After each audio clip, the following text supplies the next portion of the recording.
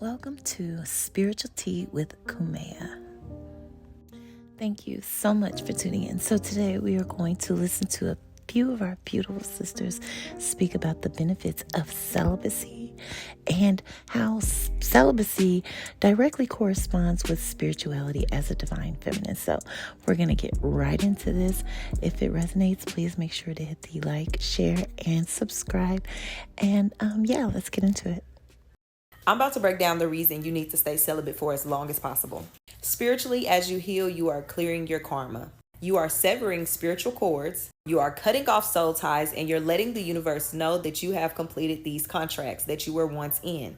The thing is, every time you have sexual intercourse with somebody, you are signing another soul contract, thus creating another soul tie. This is why a lot of people wake up one day and realize they've been celibate for years. Because their spiritual team is trying to make sure that they do not go into another soul contract. Because when you go into another contract, you collect more karma. And the only way to clear the karma is to learn the lesson and to heal from that contract. So this is just a big shout out to the people who have been celibate for like years and years and years, staying out of the way, conquering stuff spiritually in an amazing way, finding intimacy within themselves so they don't have to go find it anywhere else, and staying committed to themselves. Because honestly, we don't have time for no more soul ties. None at all. This is why I do not allow men to touch me, and this is why you single ladies should not allow men to touch you either in 2026. It's very easy for me to maintain sexual purity and abstinence because I'm very aware that just because a man sleep with you or have sex with you doesn't mean that he like you or even love you. Nor am I interested in entering into a false covenant of fornication and idolatry with a man that I'm not in covenant with. People have persecuted me because I talk about sexual purity and abstinence all the time on my page. And that is because I'm trying to teach you single ladies that you are not supposed to be spending your single season in and out of sexual soul ties. I am not interested in meeting a man today. We start talking, we have chemistry, we have connection, and next thing you know, 2 weeks later, 3 weeks later, we're in the bed. Because a lot of you single ladies, you all are sleeping with men so fast, you don't even know who this man is. You don't even know his character. I have been practicing celibacy almost a decade now. And in my 20s, I was studying human nature. And I came across something wild, okay? Very wild. And I realized that men and women really don't like each other. Y'all low-key hate each other. Yet y'all keep wanting to date each other. The only thing that men and women have in common is sex and complaining about one another. Men and women are both delusional.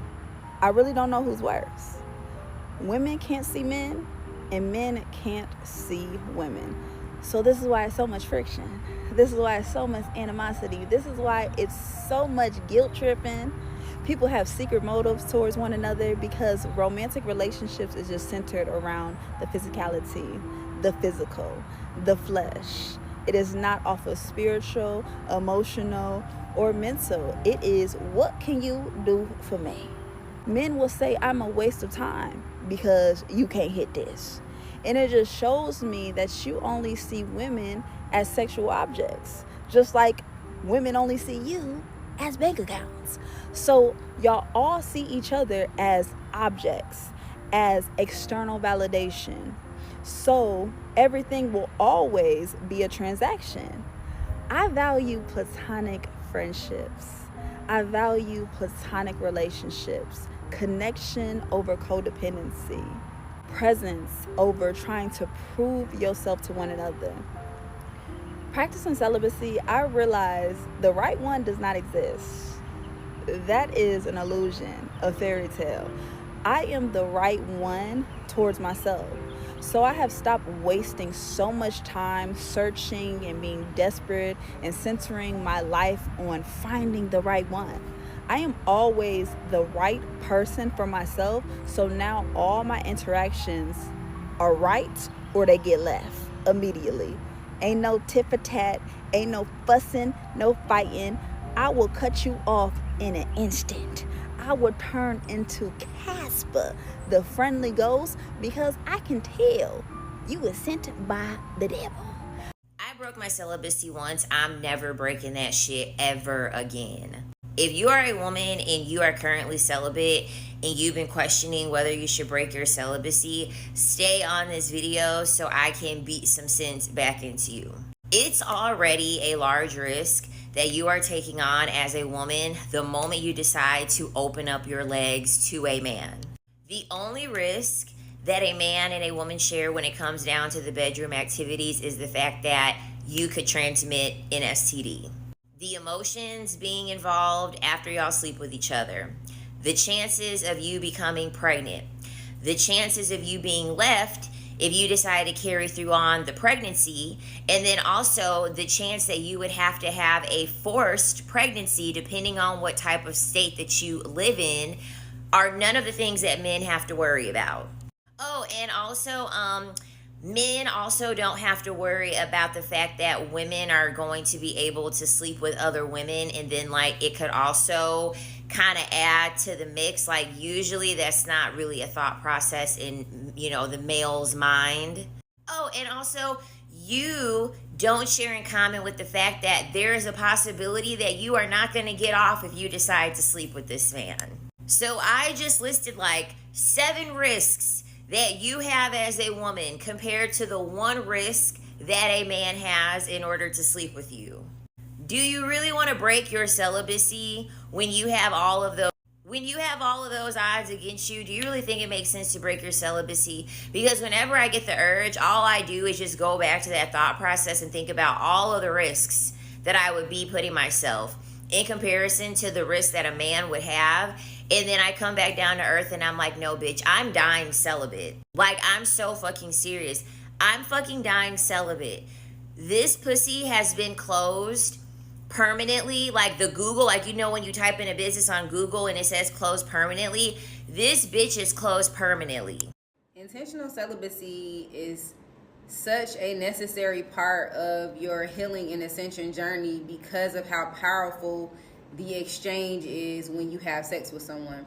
So sexual energy is the most powerful energy on the planet. This is the energy that we use to create life.